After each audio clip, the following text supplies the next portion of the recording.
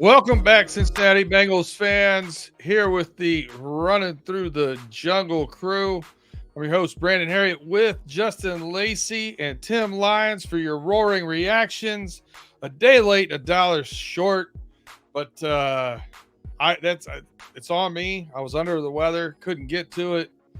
Justin was remote, couldn't get to the computer, so we had to postpone it for you, but we're here. Better late than never. Gentlemen, how's it going out there, Justin? Hey, you know what? Better late than never, but I'm just going to keep it 100. We were celebrating our new year. And you know what? It wasn't a fabulous game, but at the end of the day, it's always nice to spend New Year's Eve with great people and then celebrate with all you have accomplished, what everybody's accomplished and stuff like that. Successes or failures aside and all that. It's just nice to ring in the new year with good ones. You know what I mean? So I had a good one. I had a good weekend. How about you guys? I legitimately did not. I did not celebrate the new year. I was in bed. I actually missed part of the Bengals game, about half the second quarter and the entire third, because I was under covers, in the dark with no sound on, with a massive migraine headache. But hey, better now.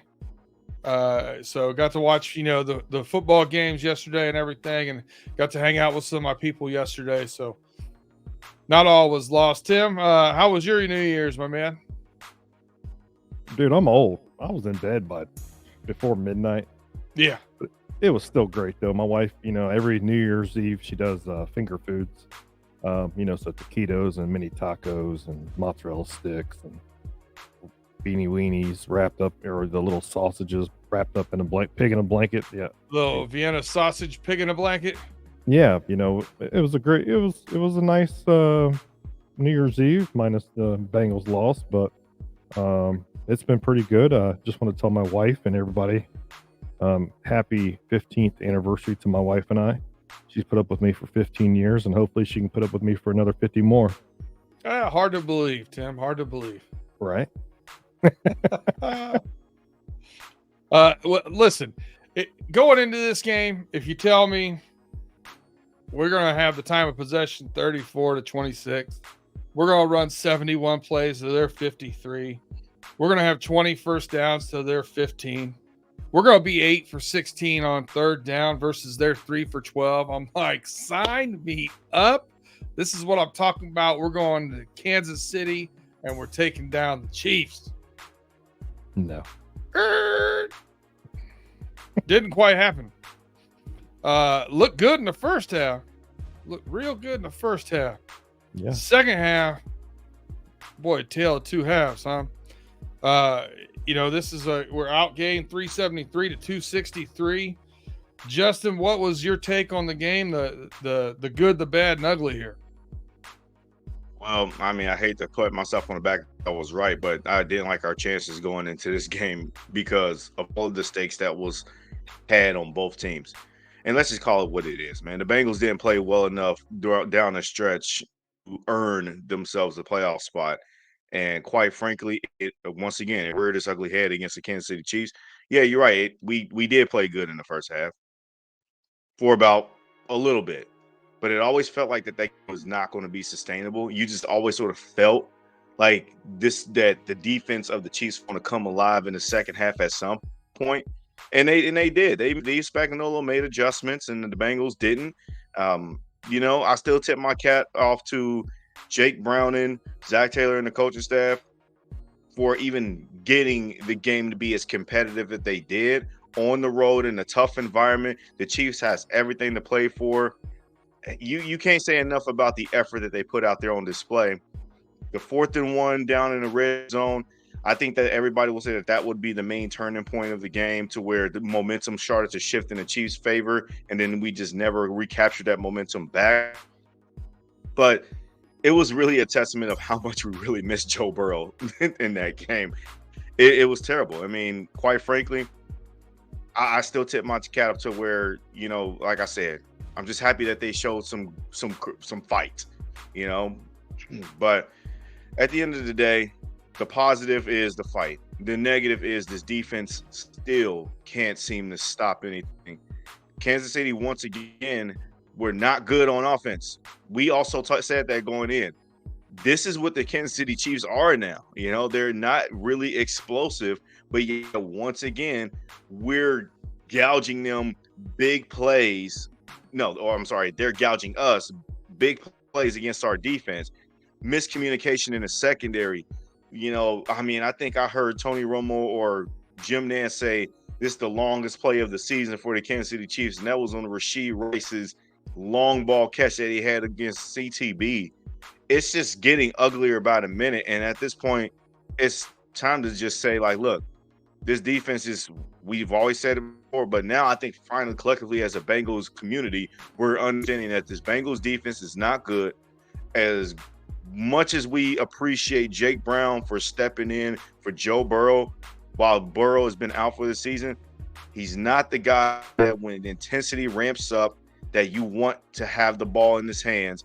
I got so sick and tired of them abandoning the run, even though they stuck with the run in the first half, and then they just went away from it in the second half.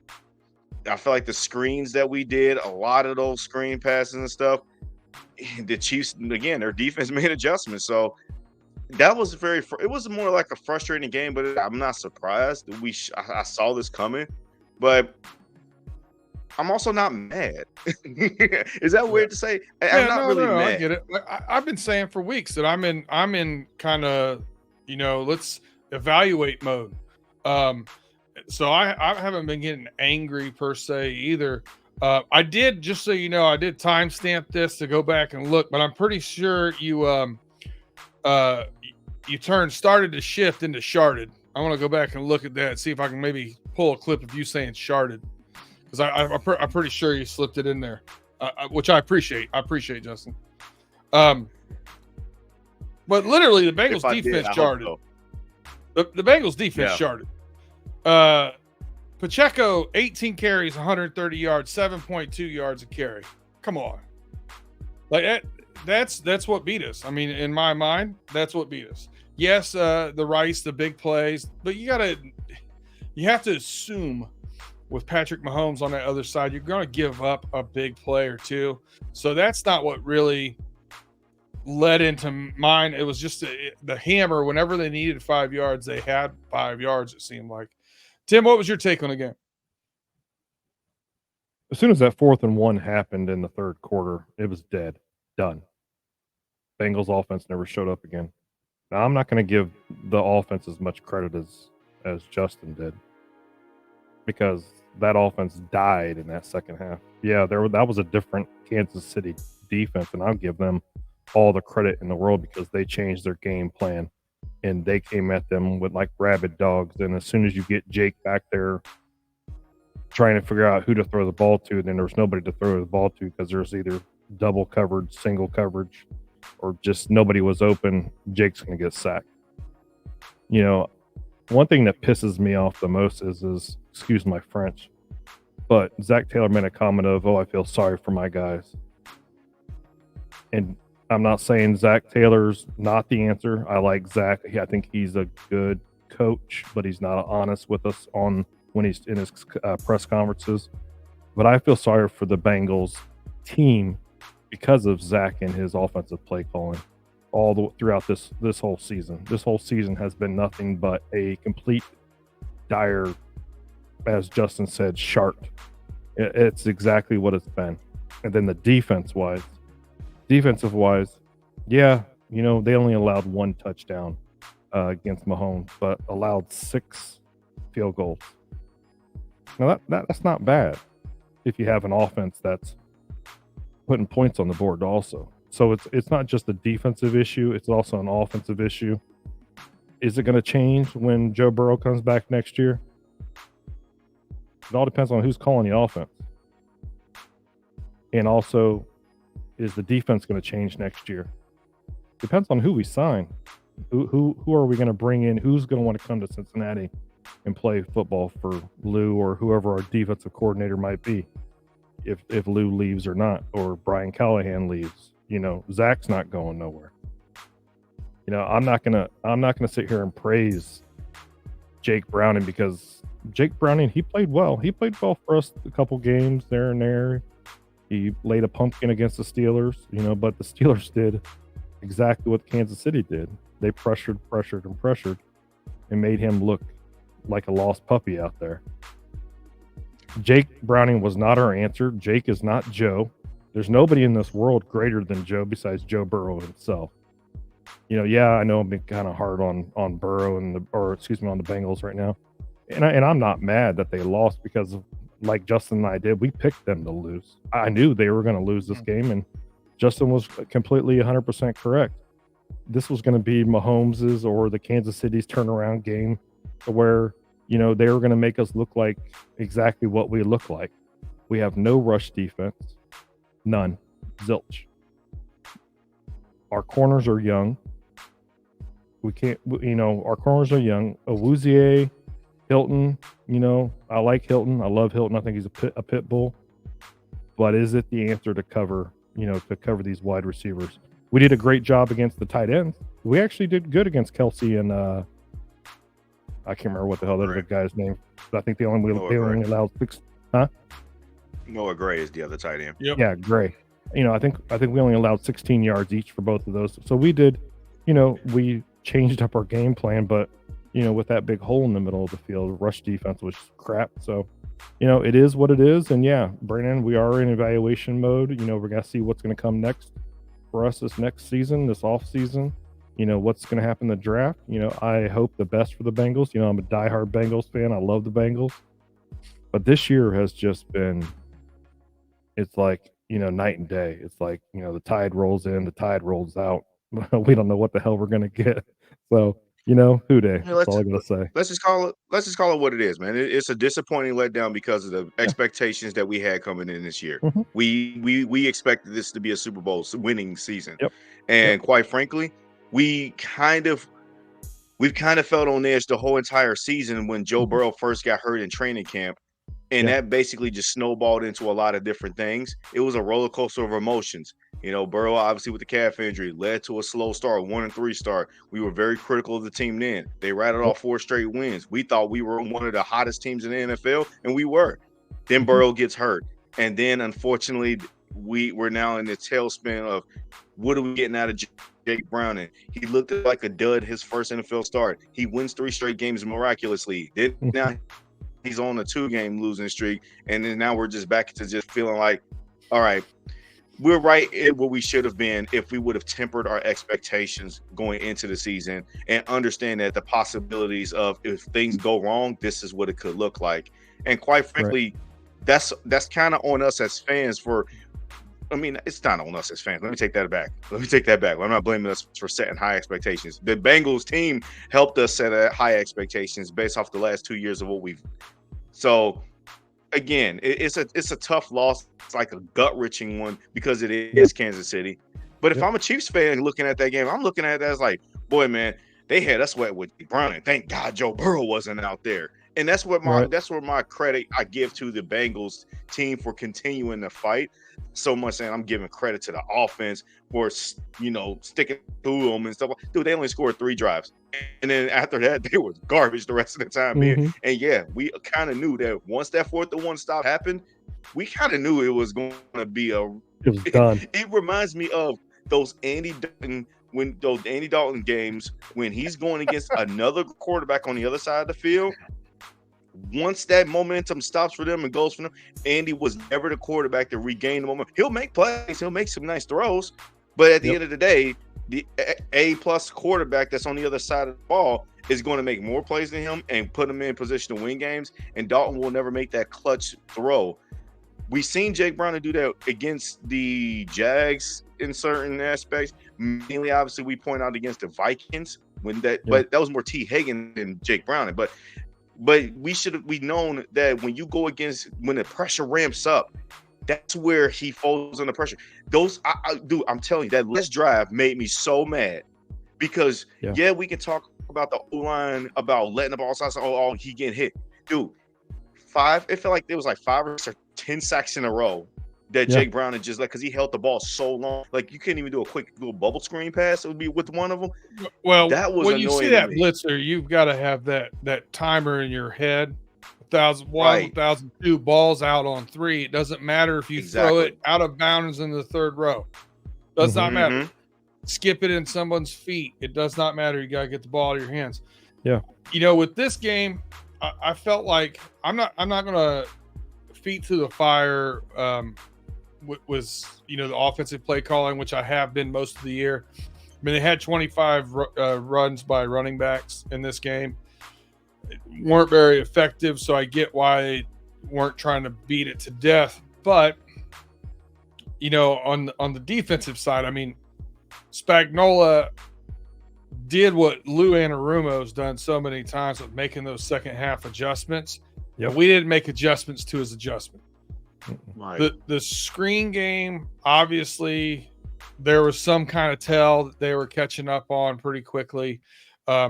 So there needed to be a different answer for what that looked like, and we didn't have one. And that may be because T. Higgins is hampered with a hamstring. You've got Chase hampered with a separated shoulder. Maybe it's because they didn't want him running, Chase running slants. Maybe it was because T couldn't go get the ball on 50-50 balls. I don't know. So, there's a lot of what ifs in there that we really don't know those answers to, what went through their heads, because, as you said, Tim, we're not going to get any of those answers in the press conferences. Nope. None. The coach's Cliff Notes was a great idea going into this season. I thought it was fantastic. We would take all this information and give it to you in a short chunk. There's no information. It's a bunch of horse crap. He, today we just didn't come out on top. Yeah. Sometimes you just don't come out on top. Like, come on, man. No. I want to see him have some fire, bro. I need him to have some fire in these press conferences, and it's not happening. Like, you know it. It's okay. I know you got to keep it even keeled, even during losses, and not get super high on wins. But at the end of the day, man, show that passion. Like, that's what I want to see out of a coach. When Dan Campbell got screwed from their 2-point conversion call, Dan Campbell was heated, and he did not care who saw it or anything like that. I'm not saying Zach Taylor. I don't want Dan Campbell either. I want somewhere in between. But give me a happy medium. Just say I need to look at the tape, but we didn't play good enough. I didn't make enough calls. We didn't challenge make enough this defense. We didn't block well enough. We didn't tackle good enough. Whatever it might be, throw something out there. Yeah. Jimmy Johnson always called out his team sometimes in the press conferences for them to hear it back, and then it was always a psychological thing. I want to see Zach Taylor once in a while call out his team like, "Yo, man, defense, they did not play good football. The whole team didn't, but defense, we let up way too many big plays. Stop waiting for that to be Lou Anarumo's job throughout the week to give that kind of speech. Dude, you are the head coach, okay? Not just because you're offensive minded or whatever the case it may be. You're the head coach. If something's not going right, call it out. Even if it's in the press conference, you're not throwing people under the bus. No, you holding teammates and certain players, certain sides of the ball accountable. It's a why lost game. Simply put, why'd you lose the game? We left way too many big explosive plays on defense, and on offense, we couldn't get the drive going in the second half. But for that is a testament of we didn't play well enough to win this game. It is terrible, disgusting, and the way how this game unfolded, we honestly didn't show that we deserved to win this game. Give me some kind of animated passion a little bit. Well, did anybody watch Jake Browning's news conference at all? His conference? No. He made a comment. He made a comment on there. But it was something, and I don't want to misquote it, but I can't remember off the top of my head because age is getting. Then it's paraphrased, Tim. Yeah, I'm going to paraphrase it. So Bengals fans, Houday Nation, don't get pissed off at me when I say this because I can't remember what he said off my top of my head. They said he made the comment of, well, it was kind of like not everybody wanted to be out on the field or could, or then he goes, well, could be out on the field. It was kind of like, I kind of took it like he took a shot at T a little bit when he did, when we did miss him the first half. But then T came back, and then Jamar with his injury, and I might be, scrutinizing it a little bit. But I don't know if there was a like, because Jake, you can see he wears his emotions on his face. In his news conference, he looked pissed, he looked sad, he looked Defeated. disappointed, just defeated, like, you know, and there was kind of that comment that he made, and, you know, I don't know if something happened after the game between him and T or Jamar Chase or somebody. You know, it was just kind of like that comment he made. I was like, whoa. And then he was like, well, I didn't mean it that way, but I meant it this way. I have a feeling if it would have kinda been between him and Jamar Chase, we would have heard something about it. Yeah, Jamar would have called him out. Yeah, Jamar would have called him out straight up. I agree. Hey, this is a good spot here for us to take a quick break. We're gonna come back. I got some questions for you guys. I'll get your feelings on some things with our team and some things with the AFC playoff picture, and then right after that, we're gonna give out our so hard to find offensive and defensive game balls. These may, I don't know if these are actually gonna be game balls. These may be more like a practice ball, but we're gonna give the game balls out. So we'll be right back. Take a moment here for us. Share us with a friend. Tell a friend to share us with a friend. Hit that thumbs up, like, subscribe, and if you got a second, give us those 5-star reviews if you're on Spotify or Apple or any of those kind of deals. And we'll be right back.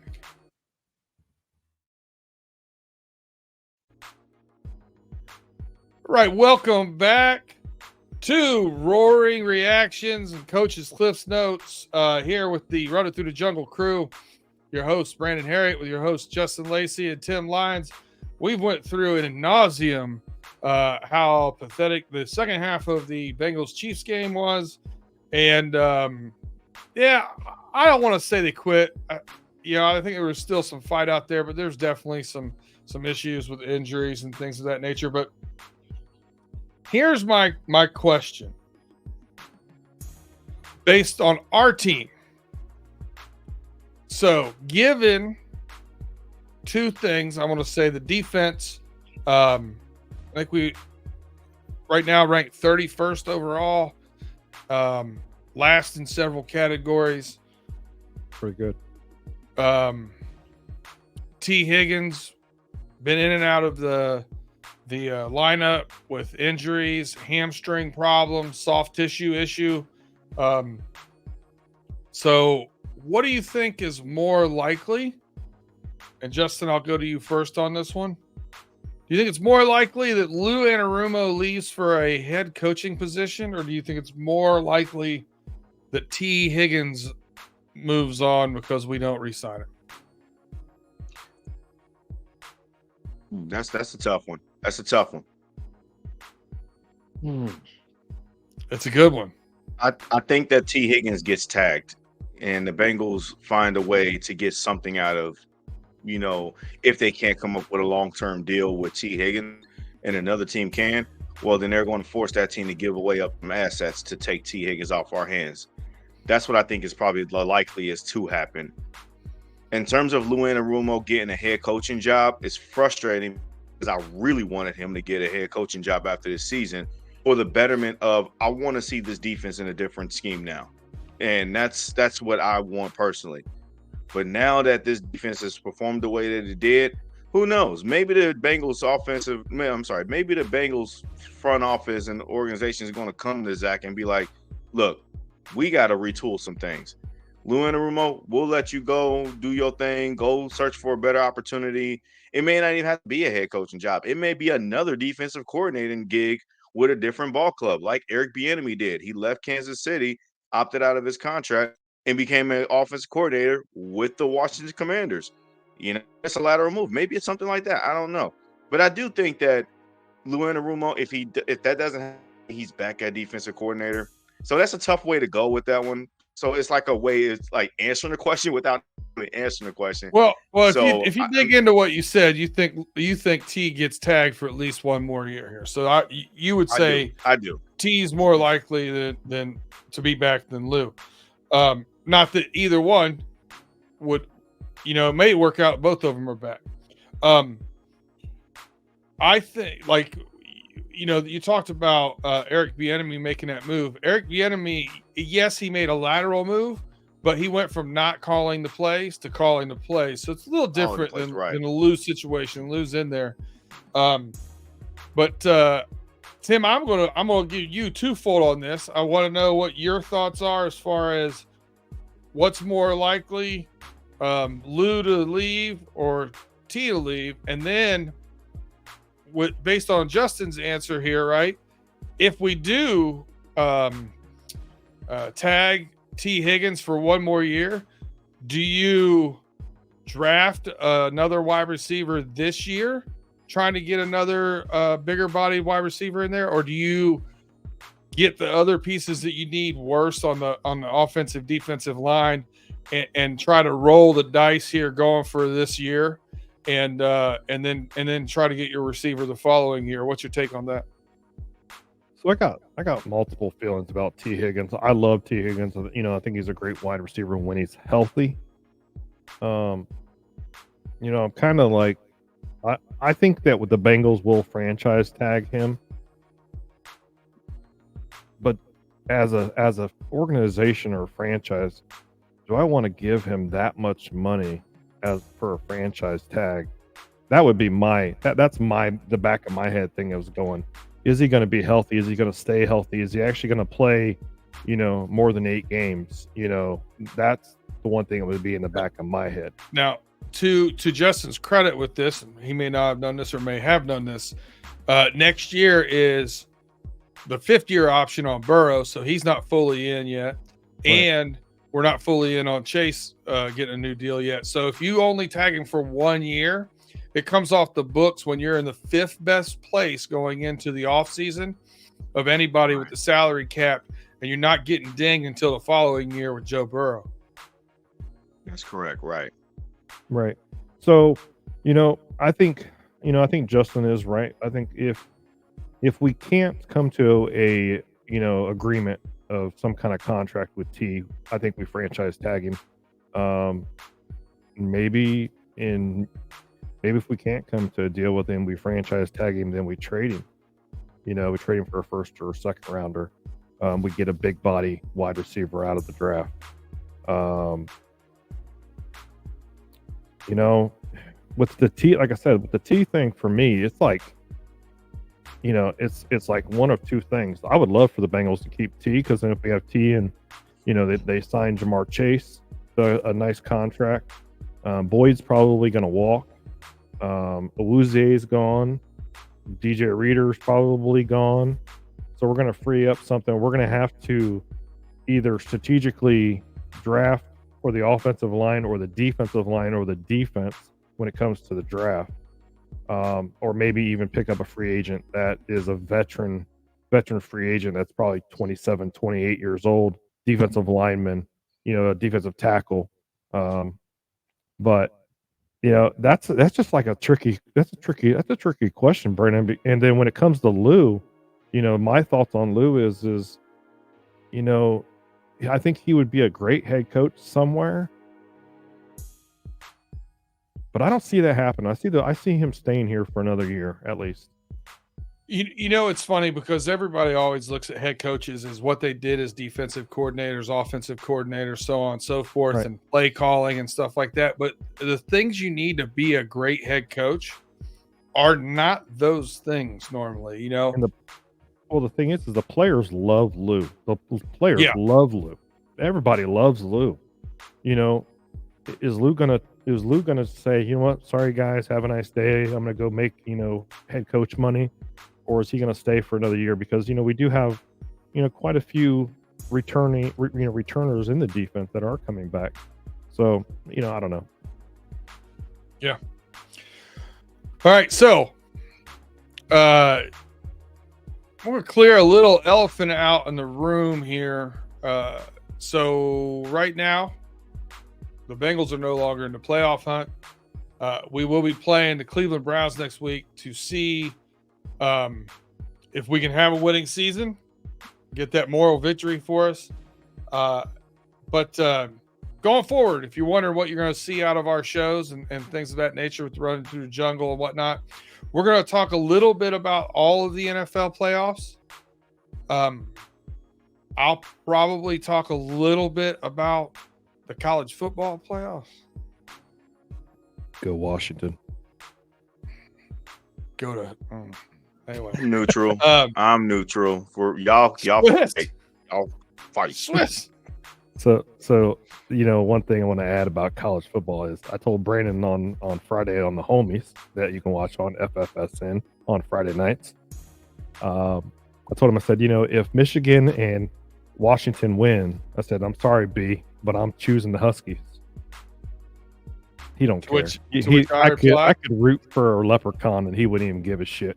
To which I replied, I don't care who Notre Dame was playing. I wasn't rooting for them. Exactly. Doesn't matter anytime, anywhere. Go whoever Notre Dame's playing. Yeah, I'm not going.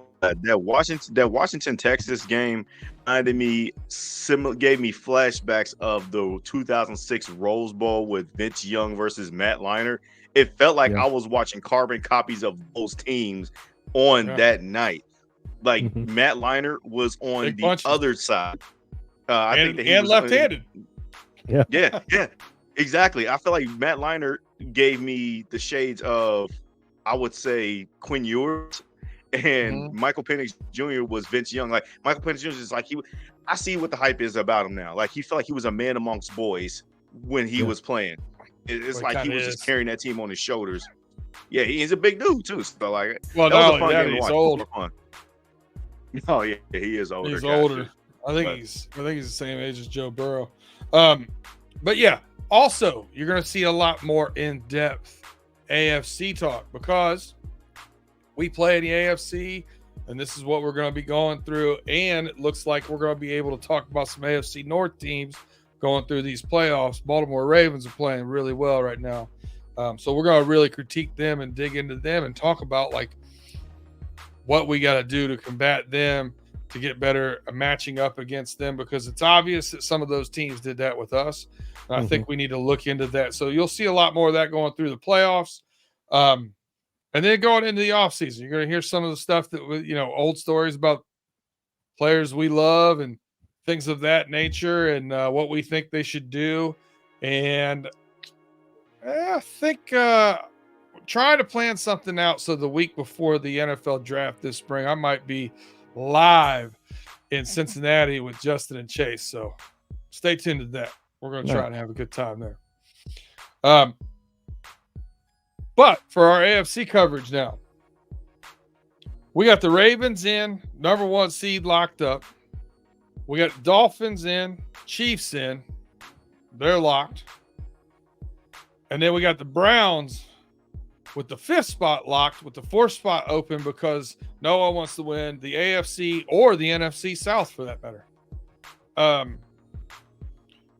So we got the Jags, Bills, Colts, Texans, Steelers, all have a chance here. So we got 29% chance on the Steelers, 46% on the Texans, 54% on the Colts, 94% on the Bills, 77% on the Jags. I'm not going to go into those things. I just want to know, when you look at those 5 teams and you look at those 3 spots, who are your 2 odd men out between the Jags, Bills, Colts, Texans, and Steelers? Who do you have outside after next week? Justin, we're going to start that one off with you. Indianapolis Colts and the Pittsburgh Steelers. Those 2 teams, I folded on them last week, and I know that the Colts got a nice little dub over the Raiders, but I just don't feel it with them. I just don't. They got to go against the Houston Texans to end their season. Houston is playing to win that division. Jacksonville has a game next week. This Sunday. Let's take a look here at the Tennessee Titans, who are also going to be playing their starters. Look, I just can't buy it. I just can't buy it with the Indianapolis. I think they're in a really tough spot, even though the percentage are 54%. And as for the Pittsburgh Steelers, yes, they may be playing a well-rested team with the Ravens that they're going to rest all their starters, but even the Ravens backups are playing at a great level too. So I just don't feel like that the Ravens will, sit this one out and let the Steelers get a weird sweep on them, kind of like how the Bengals did with the Browns in 2021. We rested our starters after week 17 against Cleveland. And then, we was like, whatever, we already got the 4 seed locked up. We were resting everybody. And then the Browns beat us barely. And they got that weird suit. I don't think the Ravens are going to allow that to happen. So those are my 2 odd man out teams. Another feather in your cap there about that comment with the Ravens. The Ravens still have a little bit of salt in the wound from 2 years ago when they rested all their guys and then laid an egg in the playoffs and got beat. So that's actually been talked about a little bit on the Ravens chats and whatnot. So, Tim, out of those teams, Steelers, Texans, Colts, Bills, Jags, who do you got as your 2 out? Well, I'm going to say the Bills and the Colts. The reason why I say the Bills is because, Dolphins, they ain't done yet. They're still fighting. They're still fighting for that number 1. Oh, Dolphins are in. Dolphins are locked. Dolphins are but in. The Dolphins and the Bills are right now in the second wild card spot. Yeah, but the Dolphins aren't going to sit everybody on Sunday. Oh, they play. Yeah, the Bills play the Dolphins. The Bills. Yeah, the Dolphins play the Bills. Do or die for the division. They got to fight out the division. Is it? Yeah, it is. Yep, Sunday Night Football. It's Sunday Night Football. The Bills versus the Dolphins. The Dolphins aren't going to sit everybody. The Dolphins are going to fight for that division, and they're going to. And I say they're going to beat the Bills and make the Bills go home for the playoffs. Then the Colts are going to choke. So I'm saying the Bills and the Colts. They're going to be the 2 odd men out. I believe that the Ravens, they're not going to start all their starters. No way in hell. Why would you? There's nothing for them to gain if they win or lose. And the way that the Steelers have been playing, they could win and they could screw the pooch. But still, I'm going to say the Bills and the Colts are going to be the 2 odd men out. All right. I like it. I like it. I you know what? I like the bold take, but man, I don't know if I can vibe with you on Buffalo, man. I don't know. You know what? Everybody, all the media has been riding the Bills. The Bills are playing tough football. They look like crap against the damn Patriots the other day. They looked like crap against the Chargers the other week too. The Bills, I wouldn't be scared. If I was anybody in the NFL, I'm gonna tell you this right now. The Dolphins are pissed that they got beat by the Ravens as bad as they did. They ain't gonna roll over and let them rub their bellies. No way in hell. If you've been listening to me at all the past couple years, on the Steel Curtain Network or the Homies or anything like that, I've talked about the quarterbacks in the AFC, and that's the reason why I think the AFC has been a better division than the NFC. So I'm going to look at the quarterbacks on these upcoming matchups. The Jaguars, I don't care if they've got Sunshine back or they're playing Beathard. I still think they're both better than Minshew. And regardless of what's been going on with the Pittsburgh Steelers, there's a reason why Mason Rudolph was 3rd string. So I think you look at C.J. Stroud, you look at Josh Allen, and either one of the quarterbacks the Jaguars throw out there, I'm giving it the nod. So I agree with Justin. I think the Colts and the Steelers are going to be the odd men looking out at the end of the day. And I think you're going to get the Texans sneak in there.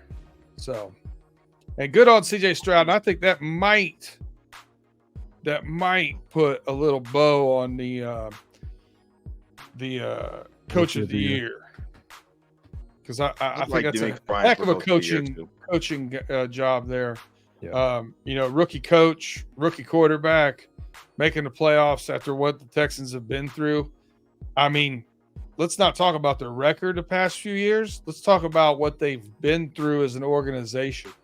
Mm-hmm. Things the owners said, things that their franchise quarterback has done and been through and whatever.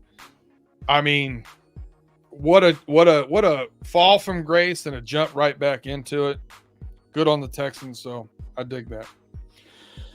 All right, now we talked about the good. We've talked about the bad, losing somebody. Let's talk about the ugly. Offensive and defensive game balls. Woo-hoo. Oh, yeah, this is going to be ugly. The Bengals and the Chiefs, and we're still going to give out game balls. Tim, I'm going to let you have the privilege of going first on this one. Who gets your offensive and defensive game balls, my friend? Defensive game ball, I'm going to start right there. I'm giving it to Mike Hilton. He had 2 tackles for losses, a sack. He played pretty good ball. I'm giving it to Mike Hilton. I know Trey had his sack, but that's all. I think he had 1 solo tackle and a sack, and that was it. So I'm giving it to Mike Hilton, even though I picked Trey to. But you know what? Trey did tie TJ Watt for the sack leaders. Exactly, So yeah. they're both 17 all. Offensive game ball. Man. I'm gonna give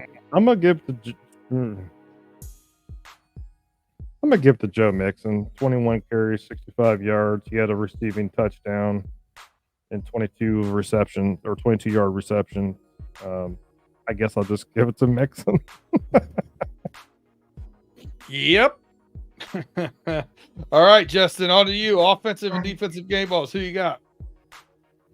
I'm going to start offense first. I'm going to give my offensive game ball to Jamar Chase. I don't need care that his numbers were 3 for 41 or something like that. He got it in the secondary's head at the Chiefs. He called him out. He's a big dog. He's a guy that I want to take to a street fight when I'm going into a dark alley getting ready to go against those guys. And he came out swinging, literally. Swung on Justin Reed when he tried to push him, and his knee, he just got it in his face. Like, Jamar has no fear factor when he plays against Kansas City, and he shows him that, and he tells him that. He challenged them. He wanted Kansas City to challenge him, and he did. I was mad also, too, that the offense didn't challenge this Chiefs secondary enough, because there were times where I felt like Jamar Chase he was open. Whether if he was double covered or not, he was open. He did make a nice little hole shot throw, to get Jamar the ball. So he's getting my game ball, personally. Defense, I'm still going to go with Hendrickson, even though I do like the mentioning of Mike Hilton, because 2 tackles for loss and a sack. Mike Hilton was all over the place. He was the only guy that I felt like that did anything worthy when it comes to the secondary. Everybody else on that cornerback group, I can't agree with. I understand CTB had led up the big play, but that was miscommunication on the back end, not more or less because CTB got beat. But Henderson is because he is the new league leader in sack along with TJ Watt. He got the strip sack that led to the fumble that led to us extending our lead. And I just wish that if the Bengals defense would allow him to rotate and affect the pass rush in different spots, he can be even more dominating and a more sensational player. But they don't allow him to be that game wrecker like he should be on a regular basis. But he's still getting my game ball. So Jamar Chase, Trey Hendrickson, those are my 1-2.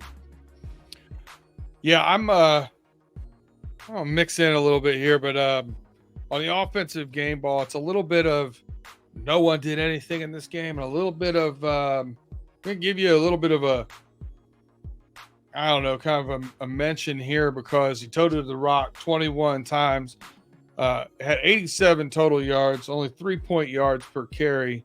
3.1 yards per carry. But Joe Mixon, with an offensive line that wasn't giving him much against a defensive line that was definitely winning the battle, the line of scrimmage, Mixon kept running hard and kept hitting everybody that came in the hole. So for that reason, I'm gonna give it to Joe. I thought he's ran hard all year.